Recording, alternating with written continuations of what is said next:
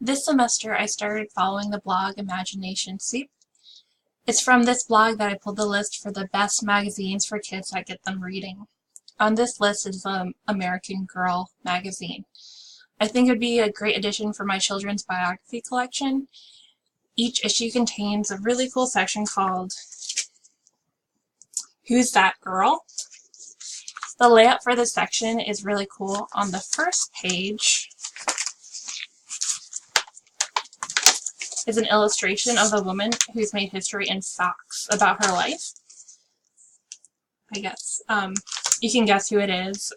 When you turn the page, you discover who the person is, and there's a biography about the person and a quote from them, as well as an illustration.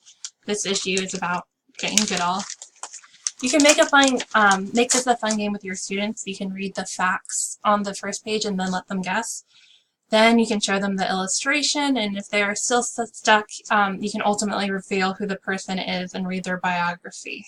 For example, this one, you could start off by being like they were born in Japan in 1939.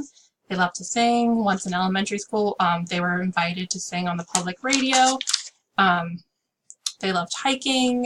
You show them the picture, and then if they can't guess it, you can reveal who they are. This one is about Junko Tabe, who I actually didn't know about, but she was the first woman to reach the summit of Mount Everest.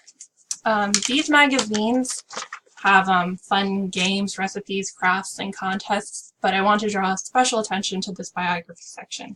Thank you very much.